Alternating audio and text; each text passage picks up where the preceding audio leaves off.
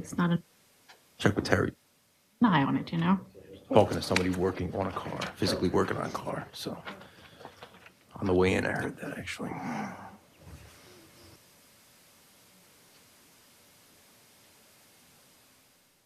Recording in progress. Welcome. This is a work session of the Greenbelt City Council. We'll wait just a minute and get the audio sorted. There we go. Okay. This is a work session of the Greenbelt City Council. I'm Mayor Pro Tem Kristen Weaver. I will be chairing the meeting because Mayor Jordan is online. Good evening. Can you hear us? If my colleagues want to introduce themselves. Jenny Pompey, council member. Hope Council. Daniel McKinney, council member. And I'm sure Mr. Roberts will be joining us shortly. So we hold work sessions to get information from staff and meet with stakeholders. Tonight, we're going to be talking to the police department and the animal services, specifically about the animal services program, and get some updates on that. There were some other topics that I think are going to be moved to a later meeting that were posted, but especially because Mayor Jordan isn't able to attend in person this evening, we're going to push those back to a later meeting. I know there's at least one information item that we have. Does anybody else, I think Mayor Jordan, you had one. Does anybody else have information items? I actually got two. Okay, two for Mayor Jordan. Anybody else? Not for me, but Me either, no. not yet. It might.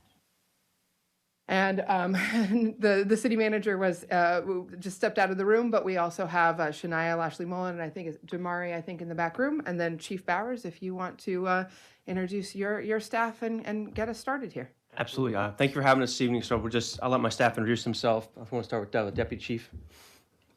Tim White, Greenbelt Police Department. Lieutenant Apgar, Greenbelt, please. Walter Flores, Interim Supervisor for the Animal Services Unit. And I believe we have a presentation, fairly short presentation, and then I think we can have questions from council as we go through that, and then after that, if there's any questions from the public, and we'll see where that takes us. Absolutely. So I'll try to keep this as brief as possible. So we'll just run through it pretty quickly. A lot of what you'll see here is just sort of kind of rehashes parts of our budget book that we've talked about in the past. So just animal services, if we jump to the first slide, or actually the second slide.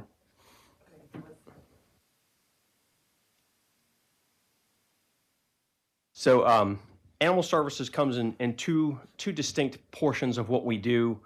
There's the patrol enforcement function, animal control function that we serve, and then there's the shelter functions that we have as well.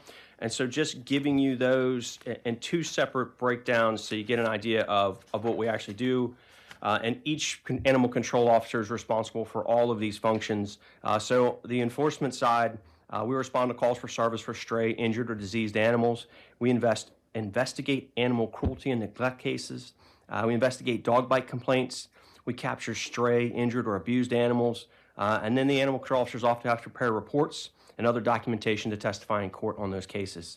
And that's kind of the on-the-road piece, since that's about half of their job. The other half of the job consists of those functions that occur within the shelter itself and the care of the animals. So they maintain the shelter, provide care and feeding for all of the animals there. They clean the cages, the bedding, the other areas of the shelter. They provide adoption services for the animals that are in the shelter. And we also administer the dog park licensing program. So that's sort of the main functions. There's a lot of other side functions that occur as well, but those are the main functions of one of our animal control officers and shelter coordinators. From there, just the next slide, some highlights of what we actually do. There's a number of different things that happen, and a lot of this is just sort of as we go through.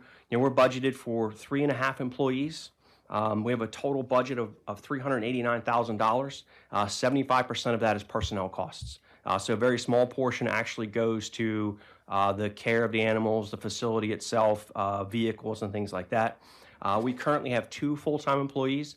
We haven't, at various points in the past, managed to make it to 3, but we have a lot of staff turnover, and it's been difficult to maintain a consistent full-time staff. Our current hours of operation vary based on staff time. Generally, they're Monday through Friday from 8 a.m. to 4 p.m., and that's when there's an animal control officer on duty. And then we have auxiliary hours that they're in the evenings and the mornings to actually provide care for the animals themselves. And so there's a nighttime shift that comes in for about an hour every night, late in the evening, early part of the nighttime, to actually take care of the dogs, feed them, walk them, and get them out one more time. We have volunteers that supplement our staff to help provide care for the animals. And so we wouldn't be able to maintain all the functions we do without those volunteer services. And we currently have 9 total volunteers that provide services to the shelter. And they, like I said, they supplement the regular hours of our animal control staff, taking care of the dogs and the cats and getting them out and walked and fed and cleaned and things like that. This year, just year to date, we've had a total of 92 animals that have come through the shelter. That includes 32 dogs, 58 cats, and 2 rabbits. So that's been everything that we've housed this year. We currently have 4 dogs and 15 cats in the shelter right now. And we've handled 299 animal complaint calls for service. So that's a pretty substantial number. In addition to those 299 calls, we've had about 300 what we call premise checks at the park. It's about twice a day the animal control officers ride over to the park, inspect the facility, make sure that everything there is acceptable. Yes, sir. I was just wondering, the 299 animal complaints, what kind of, I mean, can you go into detail about what kind of complaints they would be? They will vary from barking dog to an abuse case. So the whole gamut in between, a number of animal neglect and abuse cases we've investigated during the course of the year. Some of them are barking dogs, some of them are bite complaints, animals at large, things like that. Yep. Okay, I have a few questions before we move on too Mm-hmm. far. So you already answered the question. We have 9 volunteers? Yes, ma'am. And you just had I think, didn't you just have a volunteer orientation or something, or is that coming up? We had a volunteer orientation the 21st of October. We're aiming to have a monthly volunteer orientation to bring on new folks to provide further assistance. Because of the holiday season, we kind of moved this current one to December 2nd. So we have another one coming up this Saturday. Greenbelt City Police Department from 4 to 6. If anyone wants to attend, encourage you to come. Help us out quite a bit. How many times a day does the dogs get walked? And we have currently 4 dogs, you said, right? The dogs get walked. We aim for twice a day, but the dogs go out 3 or more times throughout the day. We have a really nice play yard, so if we don't have volunteers to aid us, then we will, let them outside to enjoy fresh air. And we play with them throughout the day as well, but a minimum of 3 times, and we're aiming to get them walked 2 to 3 times a day, but that will happen as we get more volunteers and more assistance. And so that's great. How sometimes I know we have dogs in there that are not adoptable because they're in their Their seizures, yes. right? Is this still the case with those dogs, or so they're not up for adoption? Walter, you can just the specifics on those animals. So of those animals, right now we have 1 animal that has been placed for adoption from our last cruelty case. There were 2 originally. 1 has been adopted. So if you remember earlier in the year, NBC4 covered a story about 2 dogs. One of them has been adopted. The other one's still available for adoption. And then we do have 1 dog that's in protective custody. And whenever we're done working that case, then that animal will also get placed for adoption. Okay, I just wondered because some people had asked me, because I know, and I know we're short-staffed. I get that. A lot of times we don't have the capability of putting it out on social media so people will know what kind of animals are actually in our shelter. So people ask sometimes. But I understand that takes all time and but just now that we're here, so if there's some dogs anyone wants to adopt or cats, please come by. And the licensing for the dog park, how is that going? Because I know we did, this needs to be done like on an annual basis with the animals, making sure they have their appropriate shots and everything before they can enter the dog park. So how is that going? I think it's going as well as can be expected. And Walter, do you have any? I know we usually list the number that we have, and it's never been a substantial number of permits. I just wonder how the renewals go, because I'm sure at this time we have renewals because, it's like I think it's been 2 years now that we had put this in place. We have a running list of currently 94 dog park permits that have been issued. We keep track of vaccine records and when their rabies, specifically their rabies vaccines are coming towards the end, and we contact each person to notify them that we need their new rabies certificate. If Because the rabies might not even be every year, I think might be. some of them are 2 to 3 years, yes, yes. Right, well, I'm hoping that we have a third person soon, and then, you know, you're back to normal and a little bit less stress for you, but I think that you're doing a great job, thank you. And I see Mayor Jordan, go ahead. Hey, thank you very much. I have a question about the animal complaints. But really, it's sort of about enforcement. So I'm just wondering, particularly with the cruelty cases or other infractions, uh, how does that work? Do you issue tickets, or are there fines, or what are the enforcement measures that are available in responding to complaints or situations with animals? So generally speaking, and I can let Walter give you specific details, but in a case of a cruelty, it is a criminal code violation. And if there's criminal charges to be placed, one of the animal control officers will work with a sworn officer to actually place the criminal charges on that case. And so we don't do, I mean, we do a number of criminal charges on those. Walter, is there any other specific thing you want to talk about in terms of? Yeah, absolutely. So we also try to take sort of, there's levels of cruelty. It is my job to make sure that I help the helpless. And sometimes that's not only the animals, but the people. So if there's a certain, reason why this animal isn't getting the care that it needs, then we'll try to work with that person to give them the resources they need to get that animal. Don't follow through with, our, what we request, then we'll follow up with actually prosecuting criminal charges. And every now and then we get cases that are so egregious that we have no choice but to start cruelty, to follow that from the get-go. Absolutely. Are you able to connect people to training resources or other resources to help them if they're having trouble, if part of the issue is that they're not able to control their dog or it needs more training or obedience training? At the moment, the city of Greenbelt does not have a training program to assist citizens, no. That I comes could to mind, follow if up I may follow a up. little bit. Oh, I'm sorry, Emmett, Yeah. go ahead. Well, I was just wondering, so in cases where with barking dogs, or if there's a situation where there's a complaint about someone, well, I know sometimes, cats are out and they're not supposed to be out without being spaded, and dogs sometimes are not attended to. So what are the penalties, or what kind of enforcement measures do we have in place to help ensure that those regulations are carried out and followed? So some of the things that we deal with are civil citations. So things like that, we will start off by trying to speak with the person, notifying them that neighbors are complaining.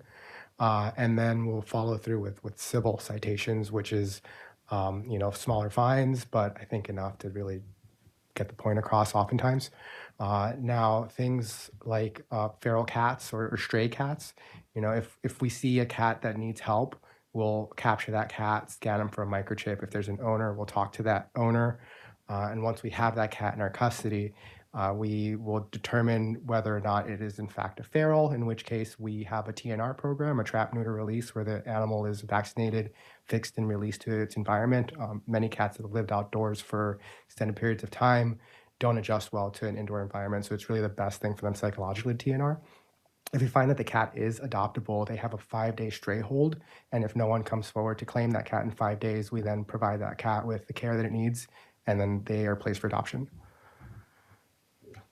Thank you. Because you have a good question about resources for like training. And I know we have several trainers here in the city, like Tanya, I don't know, and she lives actually over in just talked to others as well. So if we could get in contact.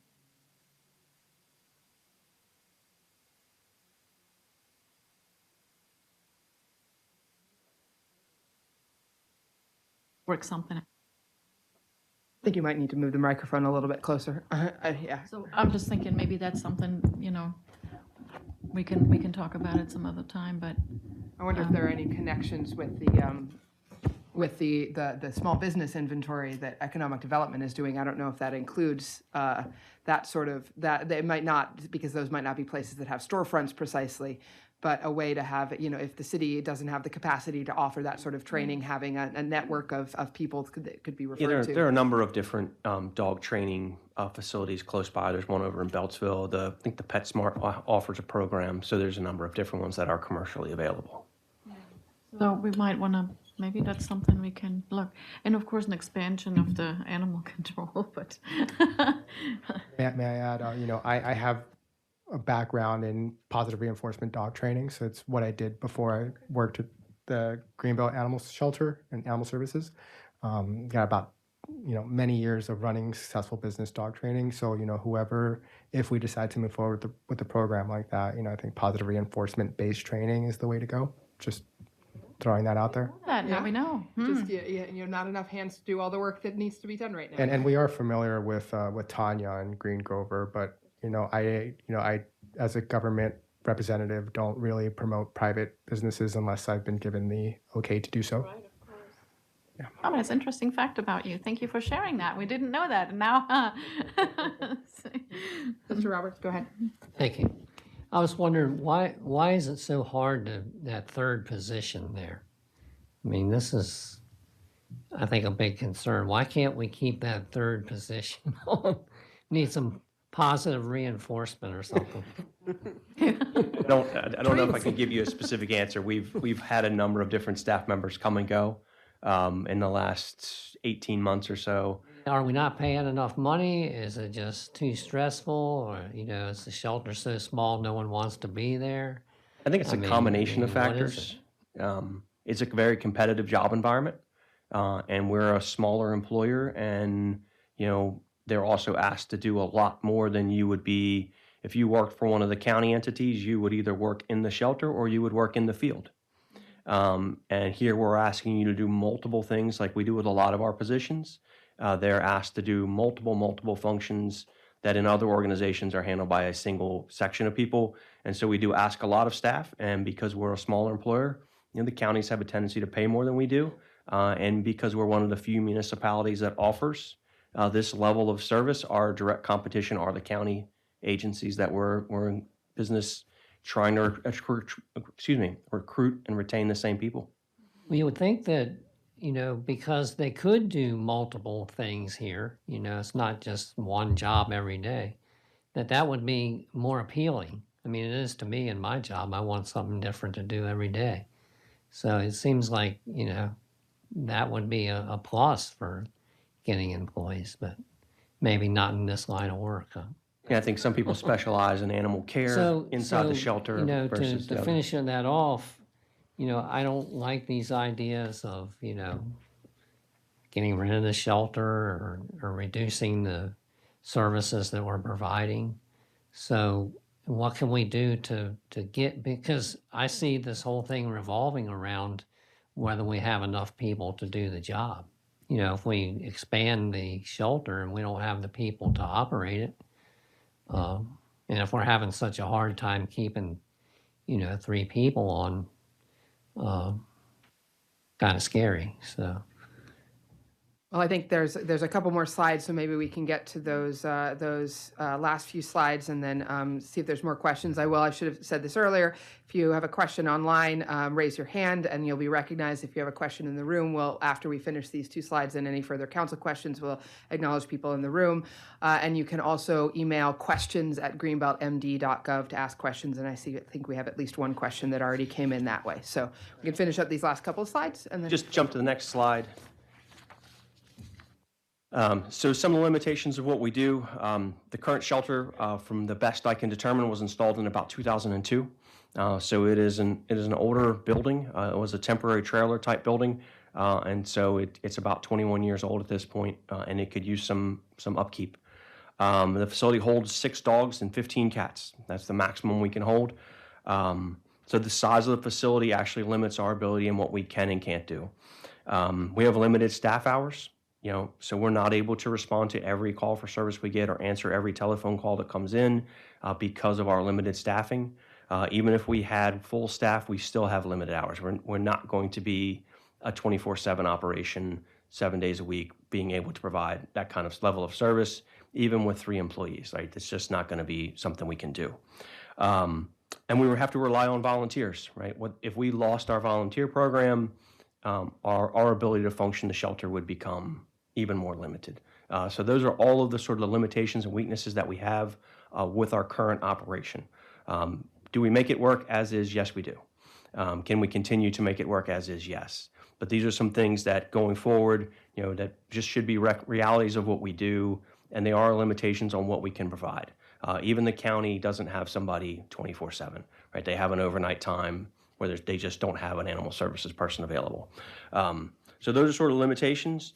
And then last slide, I was asked a question. Yeah. What is sort of you mentioned 9 volunteers right now. What is sort of the minimum number you need to supplement the paid staff, and what would be kind of an ideal number? Any thoughts on that? Been as high as 20 in the past, and I'll let Walter kind of give you an idea of what would be the minimum number we would like to maintain. So for us, it would be ideal to have folks coming by to socialize with the animals at least 3 times a day. So volunteers have a limit of 15 hours per week that they're allowed to actually work, because they do want to make sure no one is, getting compassion fatigue. Being in a shelter is physically, emotionally, mentally exhausting. So if we ask too much of volunteers, it could be detrimental to them as well. So, I think the chief had it right. About 20 minimum volunteers is where we're aiming to be, so that the animals can get the attention they need while not asking too much of any single person. So we're working towards that. We've added 3 volunteers since October. I'm hoping to get more with this next volunteer orientation. And it obviously takes some time to train each volunteer and really get them to, the level that we want before they're able to assist on their own. So there is a little bit of time between when a volunteer starts and before they can be trusted to do the job functions that we require from them. And I think, as with many things, I assume COVID had an impact on the volunteer levels. And I think when you were closed, I think that the shelter was closed for a period to any volunteers, right? It was, yeah. Especially during the beginning of COVID, we closed down the shelter. We didn't allow volunteers in, just for everybody's safety. And at that point, I think we had a high of about 20, and after COVID, it sort of trailed down. And so that's something that Walter's been working on bringing back, yeah. Yeah. I think Councilmember. Oh, yeah, McKinney. sorry. Have you ever looked into maybe doing a partnership with like University of Maryland, because they do have their veterinarian school that's right on campus, and I don't know if there could be an internship option. I don't know if that creates more burden, because you have to kind of set up the program or things like that, but I'm just thinking about maybe using students for additional resources. It's something that I think that they explored in the past, before the shelter actually was back with the police department. I don't know what the limitations on it were, but I know it was something that was tried previously, and I could check and get you some more details. I think that this is our last slide. So then our last slide, so what are some of our options going forward? We can continue to do what we currently do today, knowing what our limitations are, and that we are limited, and that there's going to be times when there's no one available. We still maintain the shelter and care for the animals, but those telephone calls that come in, or those calls for service, may get pushed to the county because we don't have 24/7 staffing. Second option, we could reduce services and just take calls for service and limit our shelter activity to just temporary, and then moving most animals off to the county. And then the last option, we could expand what we do. Right? We could double down, knowing that there's a financial cost to that. The facility itself will always be a limiting factor unless a new facility is brought on board. So knowing that the facility is limiting, what do we do with the facility? Do we increase staffing? All of those come with longer term, budgeting questions. Have we ever explored, I'm thinking about some of the other smaller municipalities near us that might not be able to support a full shelter, but might like the option to have some place to have services that are closer than the county facilities. Do you know if any partnerships with other municipalities have been explored in the past? So not necessarily with other municipalities. There was talk about 5 years ago of a North County animal shelter. We had spoken with the county about it when I first came on board. There was some early conversations about how that facility would be staffed and were the municipalities interested in assisting and providing staffing, which at the time we were. But the county's never moved forward beyond sort of the initial conversation stages of that facility. And we actually put some money down on that because we all had, this was a cost. And so several municipalities, we shared the cost. I think Bourbon Heights, I'm not sure College Park was in there, but New Carlton and us, and we shared some of the costs for the study. So we really want to maybe take a look at that, what happened with that. Of course, the shelter has been a pet peeve of mine, and I really, I mean, we need to provide a shelter for the animals here in our city. I think that's a service that we cannot lose. I think that would be a shame. But I'm in favor of expanding our services, but I agree, this is not something you do, this is not going to be a short-term solution. This is going to be a longer-term process. So I think I do want to put it on the list that we can take a look at, how can we expand? How much should we expand? And if that all happens, how is this going to work for our city? Because I do think we need to service and we need to provide it, and I think it's very important. And then go into details like you said, our staff has to do everything. They clean cages, they walk the dogs, they go on calls, they do everything. But with the expansion, maybe we would be able to outsource maybe the cleaning or something, because that's a big process as well. I'm assuming it needs to be very thorough, and I'm sure there's rules and regulations how you have to clean, and it's very detailed. So, but those are the things I think I'd like to keep in mind. Budget session's coming up. Like I said, maybe set aside some funding for the next few years and see what we can do. I think it is also worth seeing if there's some appetite from other municipalities. You're either trying to get the county to continue the efforts that were in the past, but there might be some ways to share resources. Although it sounds like we're almost full right now. You said we had 4 dogs and 15 cats, and the capacity is 6 and 15. Yeah. So we don't actually have a lot of spare capacity then, do we? I would be very leery of our current facility and allowing other municipalities to utilize it, because the 4 we're at now, I mean, just 2 weeks ago, I think we were at 6, and we've been at 6 for a while, and we've recently been able to get some animals out. So to say we could take on, municipalities like Hyattsville or Laurel or somebody else, and I just wouldn't want to go down that path unless, we're going to triple the size of what we're doing, because even the county facility can fill up, and they have room for, dozens, hundreds of dogs. Mayor Jordan and then Ms. Pompey. Maybe they would have space, and we can share with them. Go ahead, Mayor Jordan. Yeah. Hey, thank you. Just going to quickly elaborate a little bit. Back about 6 years ago, there was a lot of talk about having the county actually build a North County shelter, and doing that as a public-private partnership, actually getting some of the PetSmart, some of the other the nonprofits to actually kind of partner with us collectively to provide the staffing. So feasibility study was proposed. We did contribute some money, but because of changes at the county level, it never really happened. So we should look into getting our money back from the county.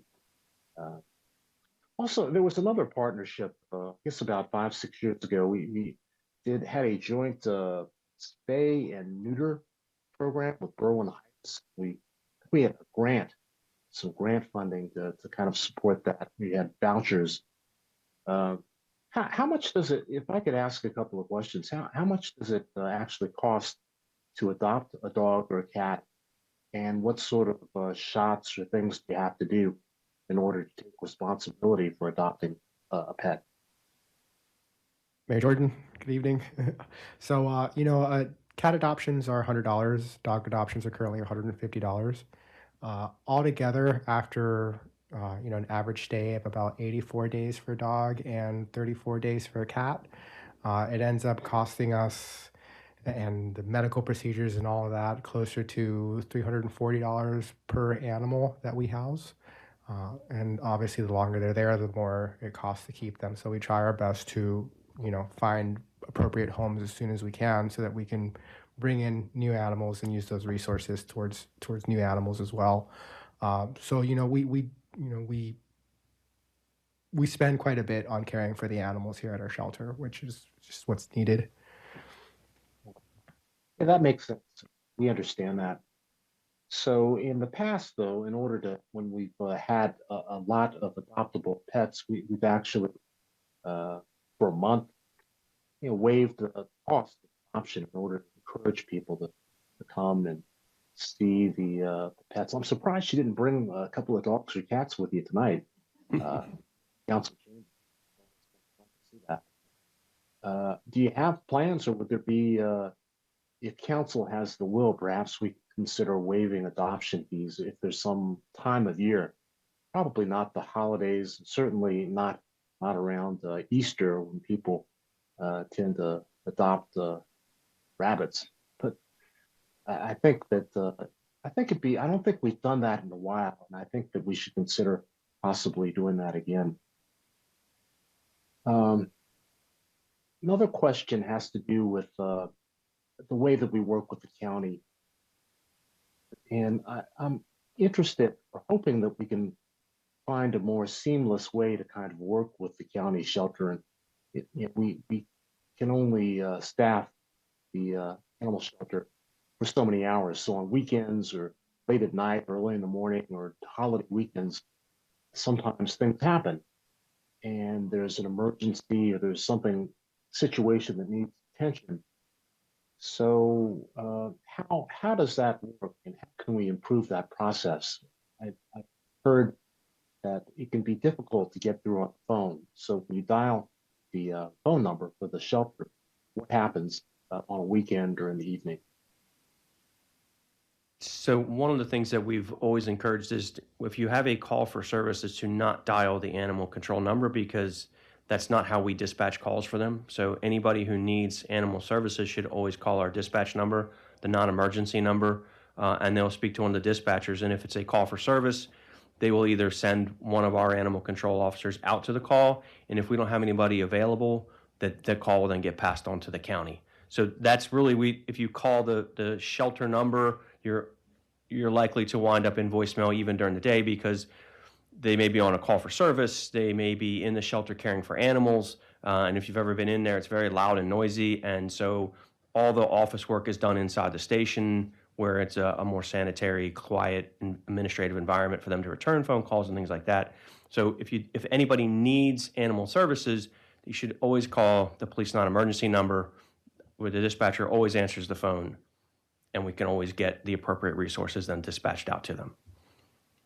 I think there was some question about having trouble getting access to the Facebook page and being able to update some of that information. Has that been resolved yet? We are still working on that. The Facebook page was created a number of years ago, and whoever created the account, the email address and such. So we're still working on getting full access over it. I know it's something Lieutenant Apgar's been working to address. I think Ms. Pompey had it, and then Mr. Roberts. Yeah, so you mentioned that this facility is about 21 years old. Have there been any kinds of updates or upgrades? And are there some updates or upgrades that would be helpful at this time to So help with capacity? Well, it won't change capacity. Right. We, about 3 years ago, replaced all of the kennels. So all of that is new. We redid some of the cat area about 3 or 4 years ago now. There are other maintenance items with the facility itself, the floors, some painting. If we're going to allow residents in, we'd like it to look a little better than it currently does. So those are some things we're working with Public Works on getting addressed. Just routine maintenance, but it's things that we need to get done, and we'll get that stuff taken care of. And then another question really quickly about volunteers. What's the volunteer age limit or Currently, it's requirements? 18 and over only. We would like to at some point have a junior volunteer program, but that's down the line once we have an established adult volunteer program. Makes sense. I was just thinking because, all Prince George's County Public School students need service hours to graduate. if you live here in Greenbelt, the shelter is a pretty close and easy place that you could get your service hours done really fast. So that's it. Mr. Roberts, you had something else? Yeah, I got two questions. First is, how many animals do we just go directly to the county because we don't have space? And how much space do we need to meet the demand here in Greenbelt? You know, And is there any more space where the shelter is now, or we need to find another I would, space? so my understanding of the land under which sits the shelter is that it is kind of a wetland. The whole station sort of built kind of on a wetland area. And There's a creek running right next to there's a creek it. that runs right behind us. So, you know, any permanent construction on that site is probably not feasible. On the parking lot area, is that all, It's- all the parking lot being used? The or- whole parking lot, yeah, our back parking lot is always full. There's very little space there. We don't have a big enough parking lot to house what we have. That's why we see a lot of our cars on the street and or in the front lot of the facility because parking is limited out back. So, you know, if you were talking about building a bigger facility, you would have to find an alternative site. That area where the current shelter sits is probably not land in which you could build a permanent facility. How big of a facility do you need? I mean, do we need? I wouldn't even want to hazard a guess. Gone that and looked at that, or is that So, just you a know, big here's- unknown right now? You know, so at any given time, you know, like I said, we can store 6 dogs. We can house 6 dogs and 15 cats. We've been full up a number of times and had to take an animal either straight to the county or straight into some sort of foster program because we don't have the space. So to tell you now, well, if we had 12, we would never be full because the reality is if you have 12, you will fill 12 up. If you have 20, you will fill 20 up. So, you know, the question just becomes is where do we decide is the maximum we can handle? You know, if you think about, you know, the county facility may hold 100 dogs, but any given time they may have 15 employees down there. You know, what can we reasonably manage? If, like I say, if you build 15 kennels, we will fill 15 kennels up. So you have to decide what can our staff reasonably manage? Is 6 the right number? I mean, we're a town of 25,000 residents, six kennels. If we can keep the animals kind of turning over, so to speak, we're in pretty good shape. The issue always becomes when we have these cruelty cases and the cases in court. We cannot adopt the animals out. We must maintain custody of them until the matter is adjudicated. And that's generally what causes the shelter to fill up, is we'll have 4 or 5 dogs that are seizures, that's being adjudicated, and we can't move those dogs out of the facility. So we're sort of stuck maintaining them. In those cases, you know, court can last, it could be resolved in 30 days, it could be resolved in a year. So it really just depends on how quickly those cases get adjudicated, and we essentially take ownership of the animal. Well, I don't think that the idea of having a larger facility is just so we can have keep more animals. I think you also need a larger facility because it makes it easier for you to take care of the animals. You can do a better job of that, and it's easier on the people who are working there. You know, if you're cramped into this little tiny space, that's not very fun. You know, No, I understand. and you know, out here on Bark, there's a beautiful, beautiful old barn just been sitting there for years and years, and I'm sure they're probably looking to tear it down. And it really would be great if we could use something like that. You know, here they want to turn the place into an industrial site, but they have all these resources that, you know, we could use. So, you know, I think you know, everyone being squished in this little place down there.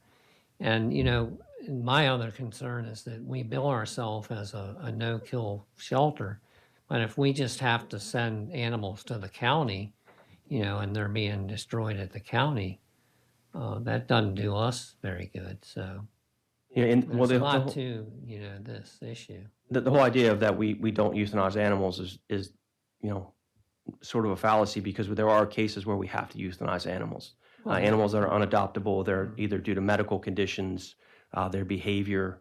So there are cases where we have to euthanize an animal. What I'm talking about is healthy animals Right. being put down because no one has a place to keep them. That's the big issue. Yeah, if you got a sick animal or something like that, that's a different issue. But I think Ms. Pope, and then we're starting to get some comments and raised hands online as well. So I'm just surprised that, you know, I mean, it's not good for a dog to be in a shelter, or any animal should be in a shelter for long term, you know, and some of those court cases, like you said, can drag out for a year, which is very unhealthy for that dog. I doubt that this dog will be, I mean, the chances of this dog being adopted out after a year, it's you know, it's pretty slim. Not saying it doesn't happen, but it's, you know, for the dog, for its mental status, it's just not good.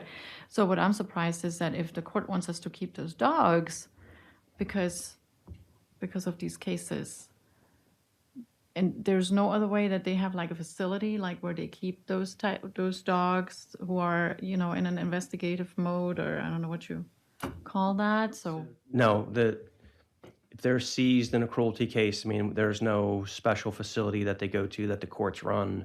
I know it's going to maybe be a crude analogy, but they are evidence, so to speak. And so in any case we store evidence, the courts don't store it for us, we have to store it. And so in this case, the dogs are essentially evidence and we have to house them. So we have S, if you can perhaps at least give a first name and let us know what part of Greenbelt you're in, and go ahead.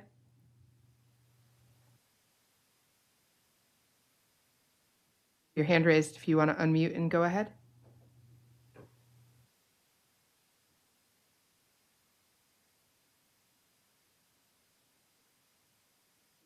Had a email come in, James and Lauren from on Ridge Road. I'm writing as a resident. My wife and I want to thank the new staff at the animal shelter. We've noticed a large increase of activity from the shelter, including social media posts, advertising, and spotlighting individual animals. These sorts of posts get the animals noticed, and appreciate the thoughts and efforts that go into each post and animal. Having adopted a dog and knowing the impact she had on our lives and ours on hers, we know how important it is to get the animals seen.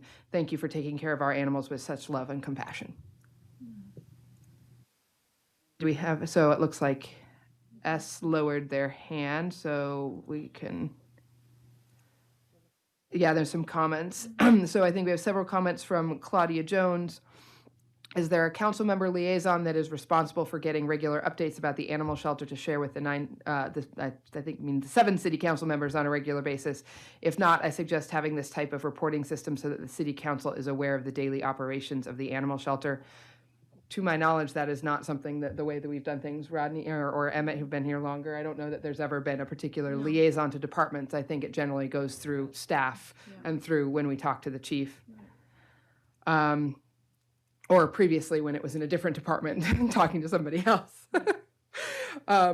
And also from Claudia Jones, is there funding to enlarge the current animal shelter? If so, how much money has been allocated to expand the current facility? And I think the answer is no. That would be something we would have to discuss. I think the current budget was in the slides, what, about $389,000, so just shy of $400,000. And then a last one from Ms. Jones. Councilmember Roberts brought up a good point to partner with Bark to see if the city could use Bark's land and barn to house animals. Has any of the city council members looked into this partnership? I think, you know, hey, Rodney, if that's something you want to talk to them, go ahead, go for it. leverage right now. Yeah, But I think, maybe he's yeah. not the right person to send at this time. Yeah, I do have some leverage. You might own the place. The case ain't over till it's over, so. Do we have anyone in the room who would like to make a comment or ask a question? Go ahead, in the blue shirt, if you can come up to the podium and just state your name and approximately where in Greenbelt you live. Sure. Yes. Good evening. My name is Michelle Touche, and I'm this month has been 10 years that I've been volunteering at the animal shelter. And I'm also the president of WAGS, which is Well Wishes for the Animals of the Greenbelt Shelter, which is a nonprofit to help the shelter with, additional medical costs or equipment, things that the shelter needs that maybe the city can't quite afford at the moment. So I'm here first because I want to say two major points as a volunteer. First of all, I'm so lucky to be a volunteer at the shelter. I love working with the ACOs and with the police department is a huge supporter. Appreciate everything. The first thing is that with the North County shelter that is been, talked about, we do have to keep in mind that it is a kill shelter, and that is not the values that I know of for Greenbelters. So having our own shelter is very important. Like you had mentioned, there are animals that do need to be euthanized at times, but that's only for extreme cases. But the shelter I know has kept dogs up to a year or more, and just training and waiting for that right person to come along. And I've always seen the right person come along. So my first point is about the North County shelter to just keep in mind that it's not of Greenbelt values. The second thing that as a volunteer that deeply concerns me over the past 10 years is watching the shelter itself deteriorate. And it's right now there's in the back of the shelter, there's plywood from the actual building that's missing. So you can see the actual shelter itself. No matter how much you scrub the floors inside the shelter, the floors are filthy, I'm sorry to say. And we need new floors. We have been saving up money for new kennels, for new dog kennels. Been slowly fundraising for that. But really, in reality, what we need is a new shelter. And I know that that's a big, big ask from the county, from the city council. I realize that, but it's time. It's been 20 years that this shelter, which was an experiment in the beginning, has turned out to be a huge success. And lastly, there's no bathroom. You have to walk 1/10 of a mile to go to the bathroom.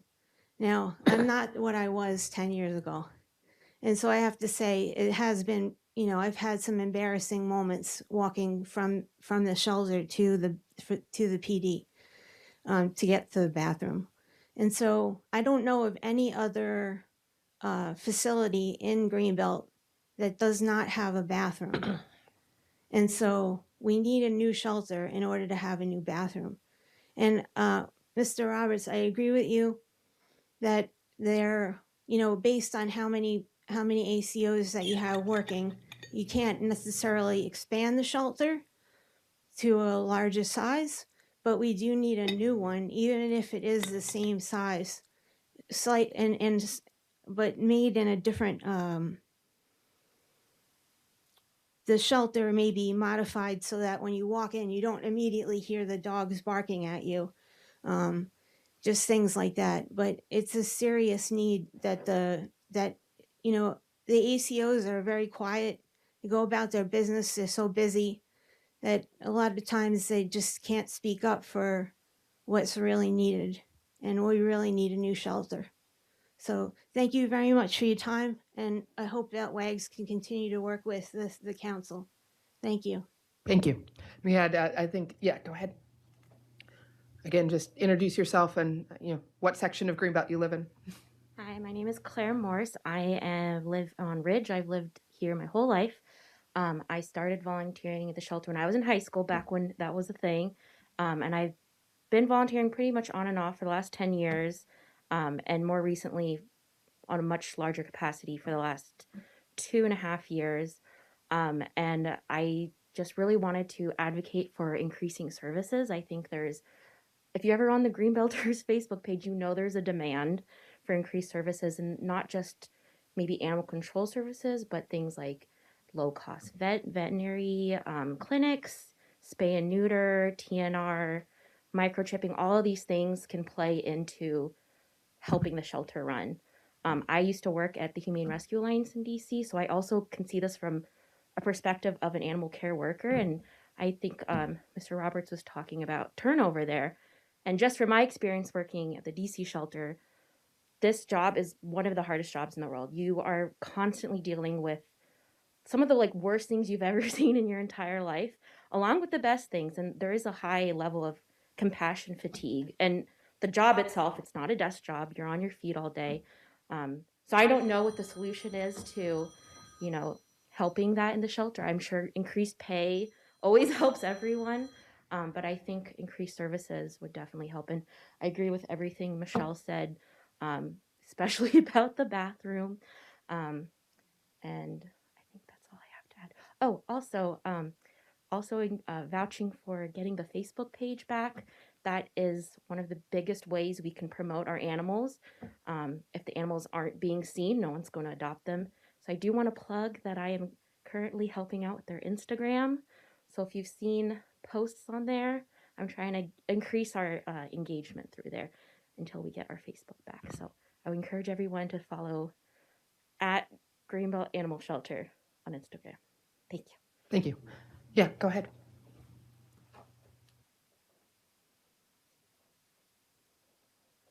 Hey there, I'm Jen Cockerham. I live in Old Greenbelt, just right up the road, and I've been volunteering since 2014.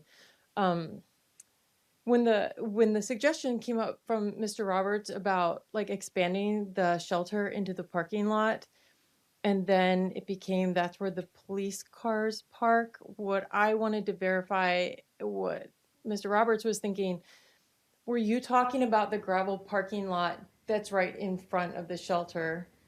Because if you were going to make the shelter bigger in that area, there's a lot of space out there, and there's 2 shelter vehicles, and there's a long area before you get to the fence.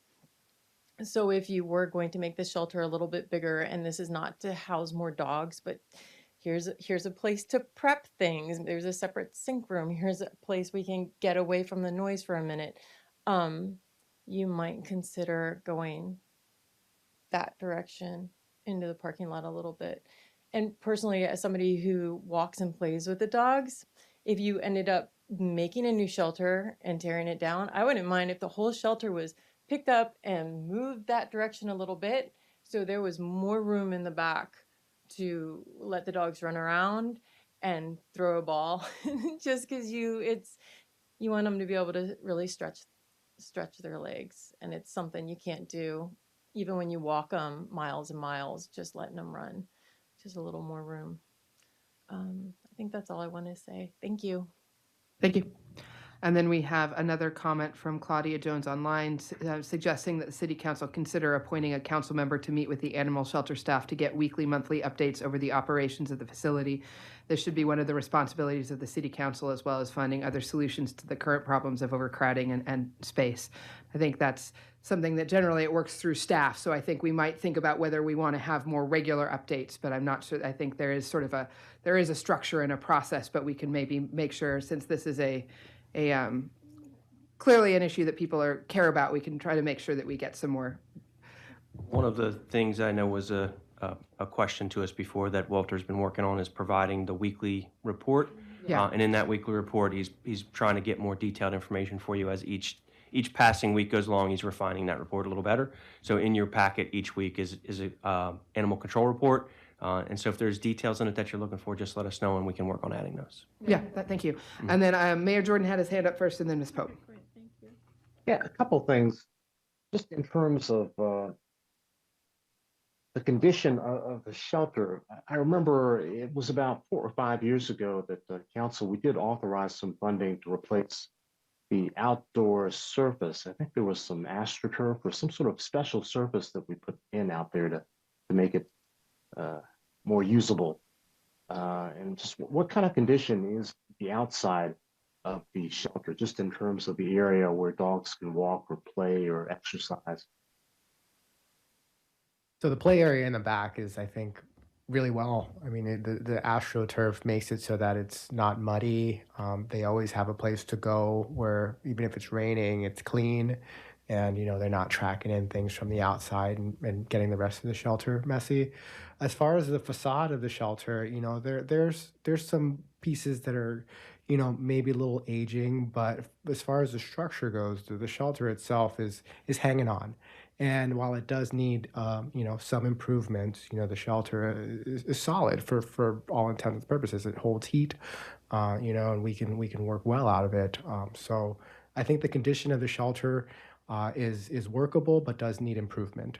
And I think that's something that we would like to, have Public Works come by and help with. Once again, because I do know that they, from what I've heard, have replaced every single panel of the outside of that shelter at one point or another. The AstroTurf doesn't get too hot. Is it shaded behind there? The AstroTurf doesn't get too hot in the summer? Not get too hot in the summer. No. Hey, and finally, yesterday was Giving Tuesday for a lot of nonprofits. So I wanted to see if we can get the contact information for WAGs, if people want to make a donation to WAGs. And also with the city, I think we have some enterprise funds or some funds set up, and I believe there is a fund where people can make donations towards the animal shelter. Is that not correct? And if so, how do people go about making contributions to the animal shelter? So first, what's the contact information for WAGs? And second, is there a fund where people can directly contribute to the shelter? John, would you like to speak on that? Is there a website or a? We don't have a website right now, but it's P.O. Box 1672, Greenbelt, Maryland 20768. It's a 207. Box, right? Yep. So confusing. And as far as I know for the city, I know that you can, we are a nonprofit, so we're IRS tax exempt. So if someone donates to WAGs, they can write that donation off of their taxes. As far as I know for the city, and I can't speak, of course, for the city, but you can donate, but that doesn't always mean that the funds will be used for the shelter itself. It can be used for other things. I'm pretty sure you can designate a contribution through the city, but what was that PO box again? 1672. 1672 Greenbelt, Maryland 20768. Yes. And you make the check out the WAGs, WWHS. And we have a Facebook page, like everybody. Okay, so maybe that might be easier for a lot of folks. If there's a Yes. Facebook page, then they can, Yes. then, yeah. Thank you. Ms. Pope and then Mr. Roberts. So I want to thank WAGS. I've seen, and thank you everybody who came out tonight in support of our animal shelter, because I think it's really important for us to have the animal shelter and take really good care of it. And I think maybe this shows us that with the upcoming budget, we need to pay a little bit more attention and maybe add some funding in order to at least make sure it's safe and it's all in order. WAGs, actually, I was thinking about the turf in the back that happened, I don't know, that was already 10 years ago, 8 years ago or something, before your time. Yeah, I think that was around when I adopted my dogs. But wasn't WAGs also included in that? I think you were also fundraising and asking for donations, because I know you're doing a lot of fundraisers for the shelter. Yes, we have a fundraiser this weekend. Okay, do you want to come up to the microphone and talk about the fundraiser this weekend? We try to do this annually, but it's really fun for the volunteers. We have a wreath sale. It's $20 for a wreath, and we're selling it at the Greenbelt Supermarket Co-op ramp on Sunday from 10 till, let's hope 11 o'clock.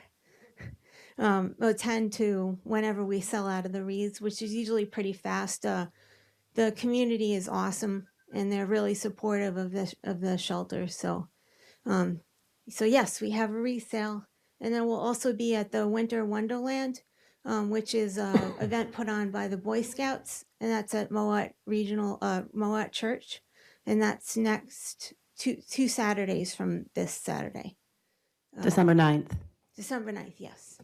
So we'll be there too. And I believe that didn't we have a possibility to order from Amazon directly? Wasn't there a list that the animal shelter put together, like wish list items that you guys needed, and it was some kind of thing where you can order from Amazon and There's a link on the city's website to the Amazon wish list, and you can just go on and click, and residents do it all the time. We get Amazon packages showing up for the animal shelter. Okay, well, we check have on to that. promote these sites, so, you know, so people can participate. So I think, that's why I think if we would have a nice page, that would be really great. But maybe we can add this to the city page for now. It's so on we the city can- page. It's on the city. It's on the, if you Okay. go on the city website, under the animal services tab, you'll find the Amazon link right there. Okay, awesome, thank you. Double check on that. I think, Great. fortunately, I phased that out, so you might want to check that link. Okay, I'll check it tomorrow. Yeah. Mr. Roberts, go ahead.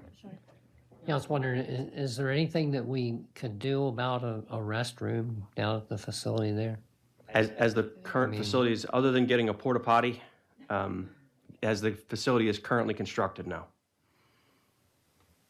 Yeah, put a little addition on and add a restroom, or, And I mean, it's right next to the creek, so I know there's a sewer pipe going by there. 'Cause that's where I- they run all the sewers. not being a plumber or a carpenter, There's a sewer pipe right close to it. I think the expense to something like that would be pretty high. The other thing too is because of the type of building it is, it's a temporary type structure, like a trailer that was brought in, a prefab. It's not temporary, it's Well, a, you know, it's it's a mobile home, Yeah, it's a essentially. prefab sort of Yeah. facility. I am not an expert in construction, so I don't know if you can really add on to those kind of structures or not. True. No, you can. I'm a carpenter and a builder and everything else, so. Well, then can do maybe it. you want to offer to build, I mean, we've had this discussion about the bathroom, because it's really, I think, sad that it's- there's no bathroom in there. I mean, this is just mind-blowing that you put, you know, I mean, it's just crazy. You But- can put a, but and you I can think- put a tank in the ground and have it pumped out once in a while. Well, there you go, That's Mr. not, Rodney, you we'll know, come and do that, no I problem. mean, We that have that happens done all in the 2 time, weeks. you know. I know the issue of I'm the just kidding, restroom but- was a topic when 5 years Yes. ago when animal control first came back to us, and at the time there was no good solution to it, and that's a reason why that their actual work office space is inside the police department. You know, when they came back from 5 years ago, 6 years ago, they were transferred from the housing department back to the police department. They had office space down here at the community center. It was brought into the police department. At that time, we didn't have any available office space. We had to kind of move everybody around. We took some functions that existed and we kicked them out of a space to move animal control in and put parking into our building. So we squeezed them in. We've since done some kind of renovations of the facility to create an extra office that they occupy now. So that's why they're inside the building and not down at the shelter. The shelter is not a good administrative working environment. There's no restroom facilities. It's loud. Anybody who's been into it knows how loud it gets out there with all of the dogs barking at you at one time. And so that's why they're inside the facility. I recognize that for the volunteers, we don't have a good solution. Like I said, short of putting a porta potty in the gravel parking lot, I mean, that's kind of the only solution that we would be able to do. They do make some pretty nice porta potties if, you know, if you wanted to go that way. And most of the construction jobs you go on now, you have two, one ladies and one men's, and the ladies is always locked up. And they have a key, but not the men. Apparently men are a little messier or something, I don't know. But yeah, things have changed a lot in the porta potty stuff on jobs and stuff. So, you know, I think we really need to do something for the people that are working down there. Anyway, thank you. So one final comment from Ms. Jones online about, again, referring to the BARC master plan, because when we met with BARC recently, they talked about the master plan report that is not yet available to the public, but she's hoping that when that becomes available, that we follow up with BARC to discuss Mr. Roberts' idea of using one of their barns when the shelter is full or overcrowded, and hopes that it doesn't get forgotten after this meeting. Anybody else from the audience who has any questions or comments? Or anyone else from council?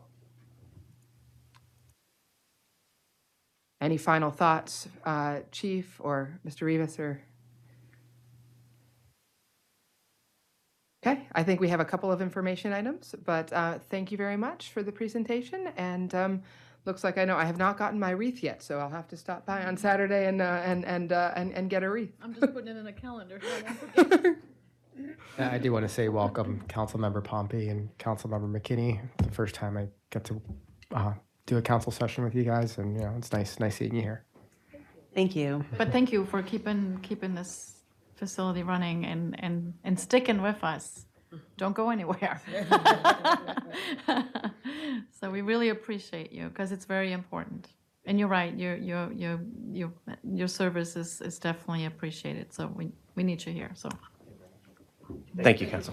Thank you.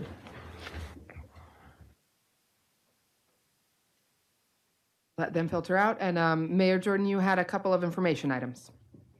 Yeah, I have two brief items. The first one, let me see if I can share the screen. Let's see if this works. Hey, the Greenbrier, actually it's the Greenbelt East, their Christmas tree lighting ceremony is tomorrow, Thursday from 6 to 7 p.m.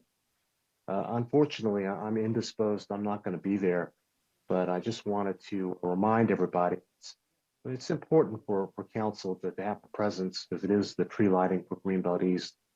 So I was just wondering, any council members planning on? I'm going. Yeah, I think unfortunately there's also a vigil set up for Rick at Franklin Park at the exact same time. So that's going to be a little bit challenging to be in both places at once. Yeah. I plan on going to because I've been to the vigil here, so I thought maybe we can trade off or something. But I was planning to be at the Christmas tree lighting at Greenbrier. Okay. And the second information item has to do with the National League of Cities. There's a deadline on December 1st. Let me see if I can share this screen.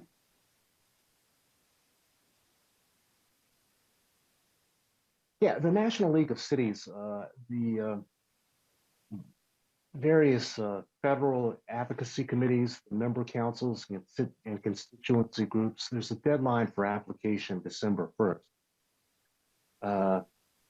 And these are really optional membership thing.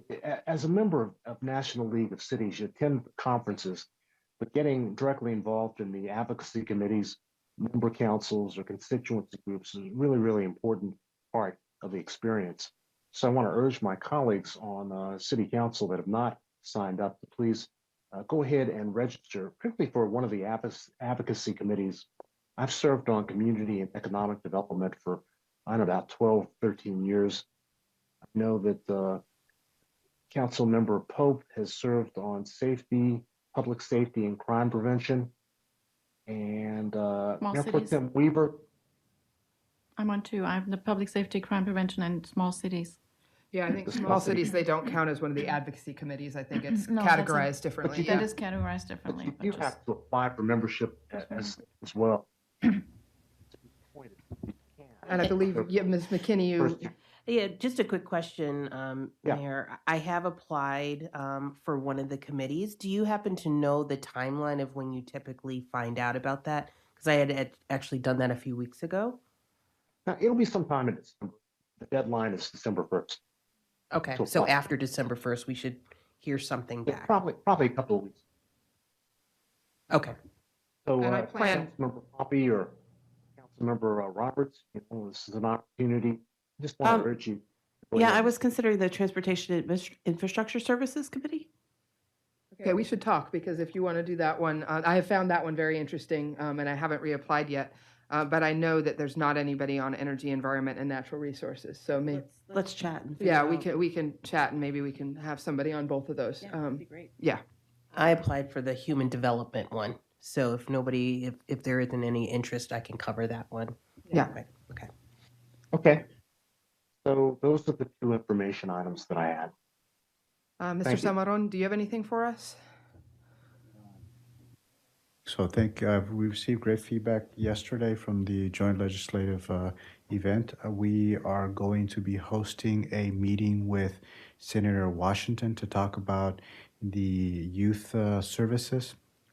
We are one of the few municipalities that are part of the youth services boards through the state. Initially, at one point, there were over 20 youth service boards. We're down to, I believe, 7. So there's interest from Senator Washington to look at youth development programming, particularly because while the justice reform believe they got it right, there are a few things that they're not right, and that is the funding for youth development services. So we'll be hosting Senator Washington here on December 8th, that's Friday, next Friday, to talk about youth services and youth development funding. So in some ways, it's related to last night's joint municipal legislative dinner and the pitch that the municipalities made to request more funding for youth development services. And I have to say, I think it was actually very nice to hear what the other municipalities' priorities were and see some of the commonalities. I actually thought that was helpful to get a chance to see some of the things that we all had in common, as well as some of the things that maybe specific things for each of the municipalities. But I thought that actually worked very well. And it was interesting to see how much they're asking for. You know, Yes. we're sort of Like, okay, next year, I know, okay, right? we Should we got ask you. for more? I don't know. We'll be ready next year, don't you worry. I was going to say, we did have more, I think, more legislative priority items than any other municipalities. Yes. So even if our, yeah. that we cut it a little bit short. It was interesting. I enjoyed it Yeah. as well. Yeah. I don't mind it, but I still feel like we need a more intimate discussion about certain things that just pertains to us. And we have submitted a request to the District 22 delegation for our own meeting. We have not heard back on dates. So we're following up on that. Lastly, I would say about yesterday's event, I got really good feedback on the presentation by the mayor. So I think that went well. There's even some commentary about how much time he should be given, but good humor. Is that something, were you given a copy of that presentation, just a digital copy? Because it might be helpful to save a copy of that to think about as we're thinking about other things we might be partnering with other municipalities. So maybe, I don't know if we can get a copy of that from Hyattsville so we kind of have it as a digital copy rather than a paper copy. Yes, we have a digital copy. It actually, the 7 municipalities worked on it together through a SharePoint platform. So we're all perfect. editing. So we have a copy. So Okay. I'll make sure to circulate that with the team. Any other questions or comments? No. Okay, then I think we can wrap things up.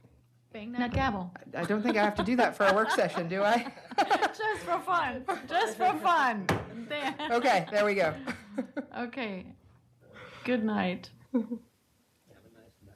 Night, Rodney. Thank you. Good night, Rodney. You want a presentation PowerPoint or PDF?